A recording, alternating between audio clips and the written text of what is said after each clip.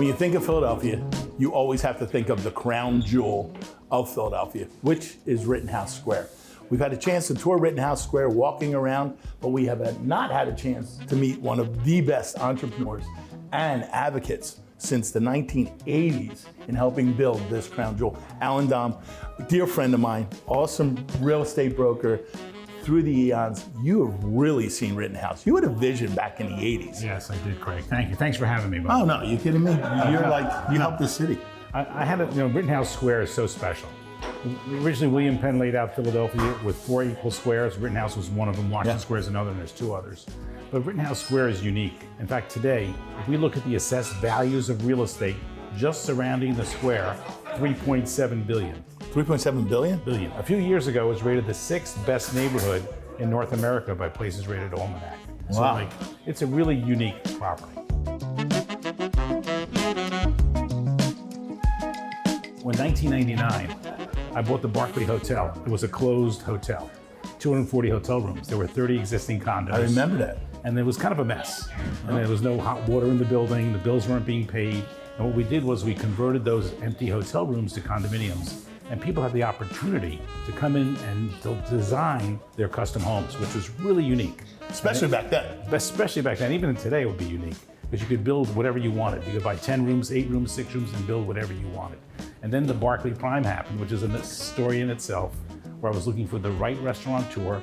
I had many people who wanted it, including Sam and Harry's, Fleming's, the steak restaurant from the suburbs and the other markets, and Cheesecake Factory wanted it. Oh, I'm glad you didn't do that. Right, I really wanted Stephen Starr.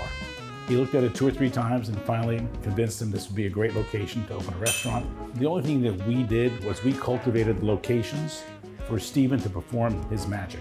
He's amazing what he does. We're in Borromini now. This was Barnes & Noble bookstore.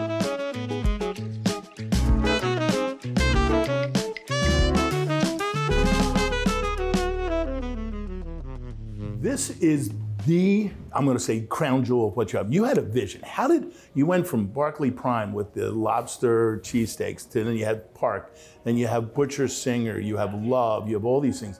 Now you have Borromini. How did you decide Borromini is the next concept? Well, I'll say this, Stephen's in charge of the concepts. It was his creative genius that came up with this. But I will say that I had a vision back in '99 that I wanted to make Rittenhouse Square the most fun place for people to live and to come to and visit. And I realized it was through restaurants we could do it. So we did Barclay, then we had the Park, we did the Park restaurant. Fantastic. And then did other locations like Rescue Spa is right next door to here, Anthropology's here. We did the Love, Dandelion, even Continental at 18th and Chestnut. And then this was the Barnes & Noble. When I bought this building, I said to Stephen, one day we'll put a restaurant here. That was about 15 years ago. So you're really saying that the restaurants have affected the real estate of Rittenhouse, which has then affected the whole city of Philadelphia. Well, my father used to say to me, may he rest in peace, we grow old too soon and wise too late. And what I've realized is that when people have fun, when you create fun for people, they want to come enjoy, they want to come live here. For people who live here now, this is pretty amazing. You have Barclay, you have Park, you have Borromini, you have the Love, you have Dandelion. We're opening a new restaurant in the old Devon space. Okay. Hopefully it'll be open in the next year or so, or 18 months. It's going to be phenomenal.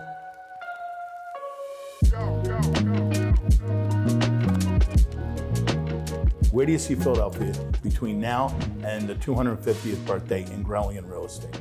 Well, I think this is the beachfront of Philadelphia, Rittenhouse Square. So like you have the beachfront at the shore, this is the beachfront. So everything goes from this beachfront. And I think it's going to continue to grow. We're seeing more and more younger people coming into the city. And now we're seeing the baby boomers coming back because they want to live with the younger people because that makes them young. And there's so much to do and so much to So walk much around. activity, so fun to live in the city. I love coming to the city of Philadelphia, love coming from the suburbs. We can take the train down. I love spending time with you. You have absolutely helped this city from being in city council to selling thousands and thousands of homes to people and bringing love to food. Let me say this, Greg. I came to the city making $15,000 a year, making nothing. As a what? In the locksmith business. Yeah. But the city was good to me. It's a small way of my giving back to a city I love. I had nothing, zero. The city was amazing. Key point, we've talked to a lot of people. Keep your vision and your purpose in line and your goals. Thank you, Al. Thank you, Greg. Always a pleasure. Thank Love you, my friend. Thanks, love you. Thank you.